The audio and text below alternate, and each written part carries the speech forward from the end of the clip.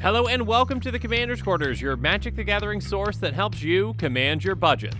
This show and episodes like this one are possible thanks to viewers like you. If you're looking for an easy way to help support this show, make sure that you like, share, and subscribe. Also, hit that bell notification icon so you don't miss any new episodes. You can also go check out our playmats and other merchandise at thecommandersquarters.com. We also have a ton of brand new t-shirt designs in stock, so make sure you check out those as well. Another easy way to support this show is with our TCG Player affiliate links. So whether you're buying a deck or individual cards, you can use this general link right here or one in the description. And the final way that you can support this show is by supporting us directly by becoming a patron. There are many benefits to being a patron, and I truly couldn't do this without all of their support. Hey everyone, Mitch coming in for the Commander's Quarters studio. Welcome to the show. So day 2 of spoiler season is starting, and well, I might sound a bit different probably just for this episode because recording it quite early, and yeah, not everyone gets up as early as I do, so I might not be as boisterous as I usually am, but I am still incredibly excited about these spoilers. I mean, yesterday at the very end of the day, if you haven't seen it yet, make sure you check it out sometime, but we got a brand new Jund Commander, Zeort? I keep saying it wrong. Zeotor the Incinerator, I just call it Trogdor the Burninator. That is going to be a very popular commander. I think a lot of players are going to be very excited about it. And actually, on today's episode, we've got yet another Jund Commander, and this one, well, is going to be so mean. Okay, mean in certain builds. You'll see what I mean here in a bit. Regardless, if I make any mistakes on this episode, of course, remember to blame Eddie, because it's always Eddie's fault and not mine. Even though Eddie's just helping me out during spoiler season and doing a great job, blame Eddie. And now with all that said, let's jump into it.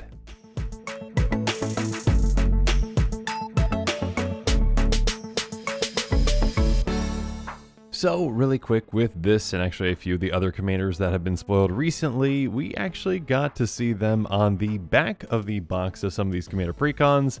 So the image might be a bit small or blurry, but we were able to make out all the text on them. So of course, just to make it easier to see, I created my own custom card on mtg.design, which again is a fantastic website. If you haven't checked it out, make sure you check it out at some point. Regardless, let's discuss the Beamtown Bullies. It's a 4/4 Ogre Devil Warrior, that's a thing, that has Vigilance and Haste, and it costs 1 black, red, green. It has tap target opponent whose turn it is, puts target non-legendary creature card from your graveyard onto the battlefield under their control. It gains haste, goad it, at the beginning of the next end step, exile it. And again, goading essentially means that until your next turn, that creature attacks each combat if able, and attacks a player other than you if able. So there's actually a ton going on with this commander that essentially just has one activation. Now, really quick, it is a 4/4 Vigilance, so you can still attack with it and activate, and obviously it does have haste, so you can attack and activate right away. Or, okay, I guess I shouldn't say right away for the activation. You do have to wait for an opponent's turn to actually activate, because again, you can only do it on someone else's turn to actually give them a creature. But still, this is an incredible effect, and one that is incredibly abusable. Now, obviously, let's go into the details of that. Keep in mind, it has to be a non-legendary creature card, which is relevant, and I will bring up some examples of why, well, that might have been the decision to put that on there. But yeah, you can still give your opponents some kind of a massive creature to essentially, have to swing at another opponent. Again, goading is a fantastic mechanic that essentially allows you to say, hey, here's this creature. It has to attack, but it's not coming at me, so start dishing out damage elsewhere. Goading is very flavorful for a set like this, obviously, with kind of like a crime and bribery kind of theme for a set. Yeah, I mean, to have someone else do your dirty work for you, essentially. Now, of course, that creature is not going to stick around forever. At the beginning of the next end step, it's exiled. But that being said, again, unless I'm reading this wrong, if that creature were to, get destroyed in combat or some other way, it would hit your graveyard again, and then maybe next turn you could give, that player or another player that same creature. And of course, if we've got ways to untap this commander, we can do this multiple times in one trip around the table. So yeah, there are actually a good amount of directions that you can take this commander, and it really doesn't have to be all that mean of a one. I mean, goading isn't really, I wouldn't say a mean mechanic per se. It is a mechanic that encourages combat, which is, fantastic, and something that commander definitely needs at some points. So yeah, I mean, if you just want to have a big creatures deck where you're swinging out yourself, and then you're saying, here, other, opponent, take this giant creature that I gave you and swing at someone else. That is definitely a direction that you can go. However, there are some, again, incredibly mean and pretty spicy things that you can do with this commander, and it's kind of one of the very first commanders where you can really do these things.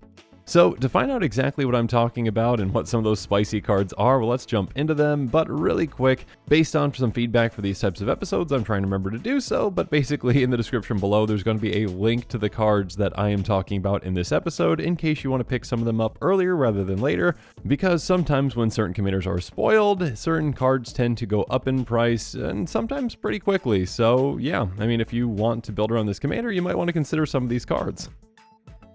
Because my goodness, do we have some spicy cards that work incredibly well with this commander, and again are incredibly brutal with it, with cards like Eater of Days, Phyrexian Negator, and Hellcarver Demon.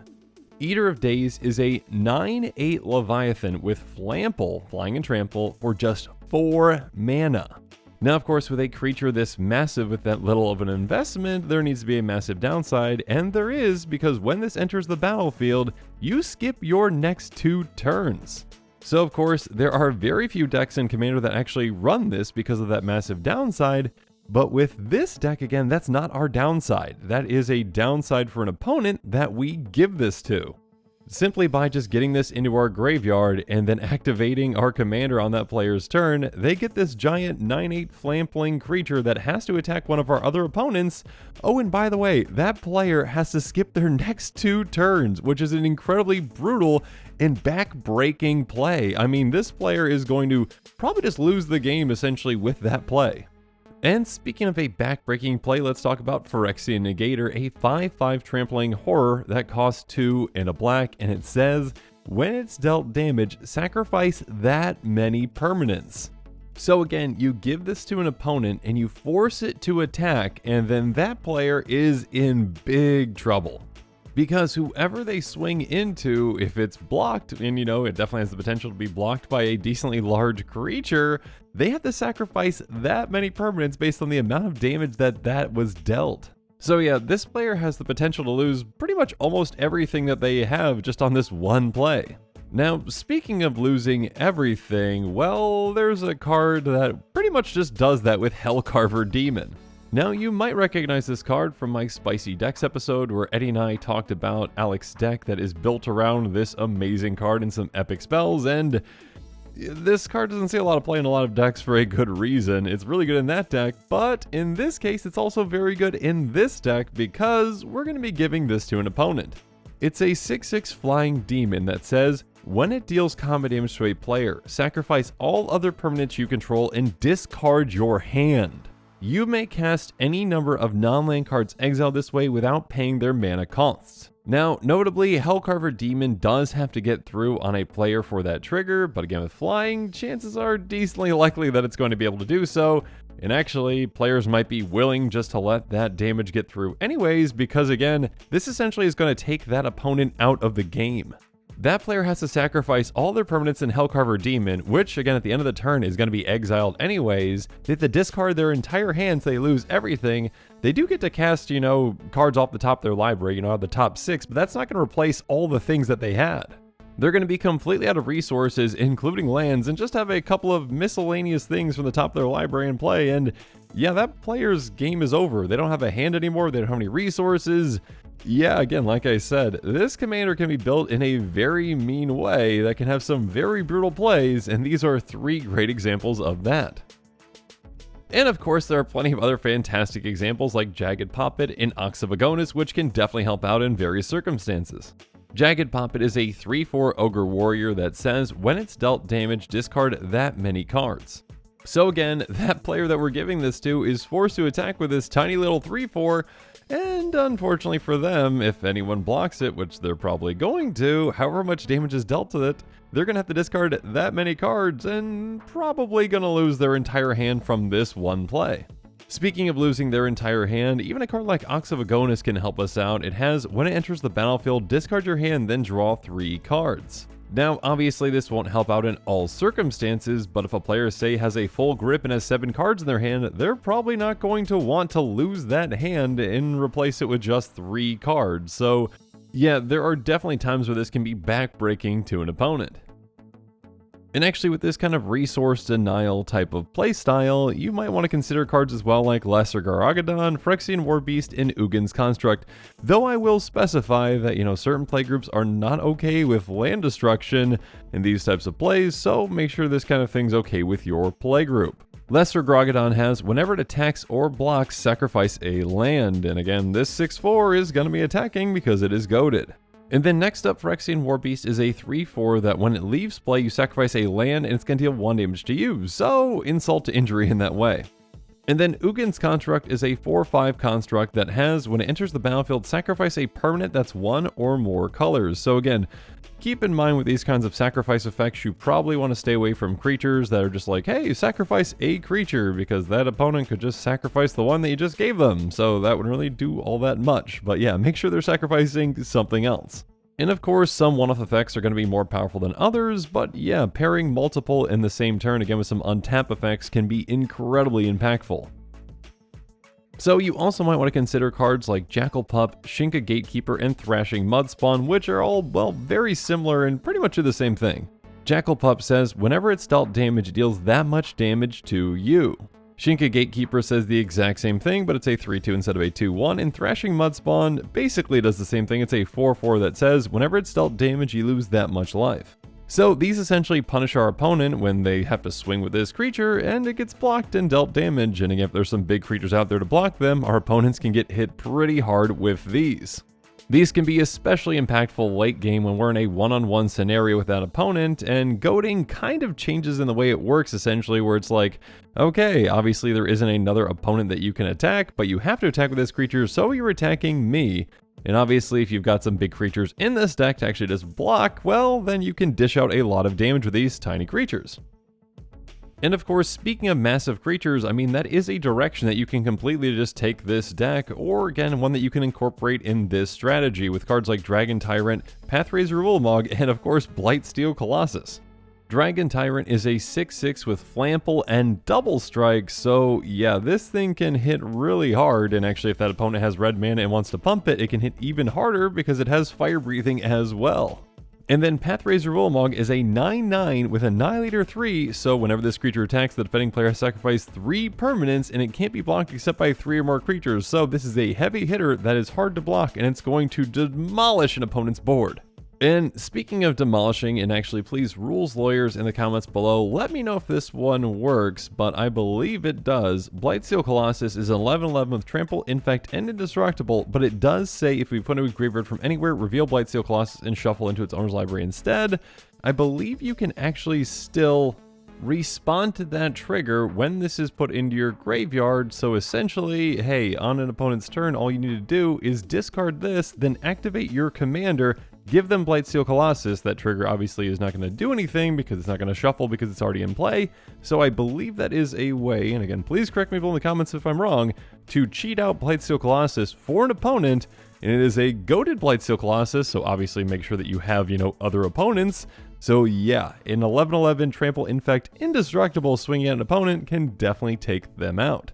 But again, my apologies if I got that interaction wrong. I believe it works because, yeah, I think there's like Goryo's Vengeance modern decks that work around, Emrakul in this. Regardless. One thing that I do want to point out that I mentioned earlier is that this commander, again, does specify non-legendary creature, and I think it's pretty much for, well, one reason, really. Phage the Untouchable is probably the reason that that was specified. I think literally there was one card, they were like, yeah, because this card exists, we need to specify not allowing this. Phage is a 4/4 avatar minion that has, when it enters the battlefield, if you didn't cast it from your hand, you lose the game.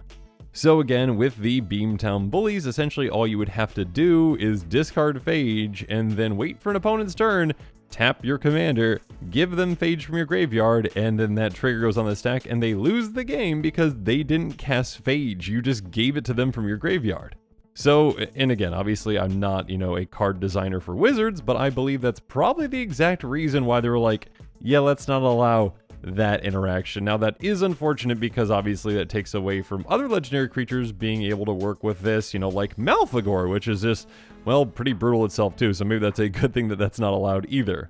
Malphegor has, when it enters the battlefield, discard your hand, each opponent sacrifices a creature for each card discarded this way. So essentially, you say, here you go, here's Malfagor. Oh, by the way, your hand is gone, and you're helping me take out all creatures on the board, outside of yours. Mine might go away too, but it's still a pretty spicy, backbreaking play in a lot of scenarios. Regardless, yeah, just really quick, I do want to mention that obviously, in order for these plays to work, you do need to actually get creatures into your graveyard, and of course, in these colors, you've got some fantastic ways with things like Dragon Mage, Faithless Looting, and Gerard's Orders.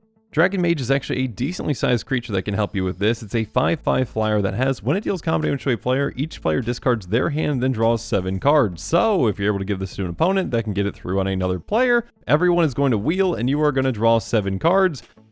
Obviously discarding your hand to get big creatures into your yard and refilling your hand in the process. Next up, of course, Faithless Looting is fantastic with this kind of attack. You draw 2 cards, discard 2 cards, basically loot 2, and then you can also flash it back.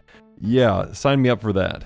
Speaking of which, also sign me up for something like Gerard's Orders, which says, search your library for up to 2 creature cards and reveal them, put 1 into your hand and the other in your graveyard, then shuffle your library. So you go get something massive, probably that Eater of Days or something like that, put it right into your graveyard, and get another creature that you actually can use out of your hand as well, or, maybe you've got another way to discard it, but yeah, this can set you up for some really game-breaking plays.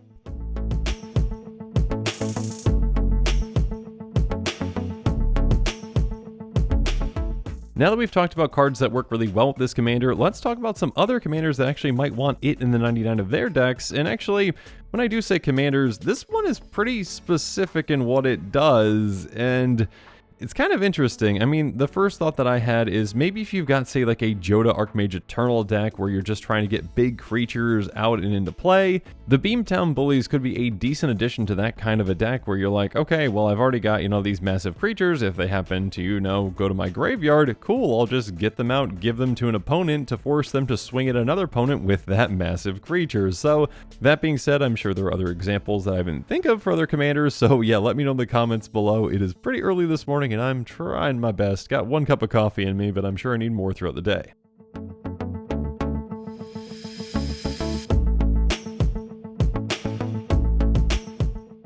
But now as this episode is coming to a close, it's time for me to give you my final thoughts on the Beamtown Bullies. Yeah, this commander is really spicy and helps you work with cards in a way that we really haven't seen in many other ways before.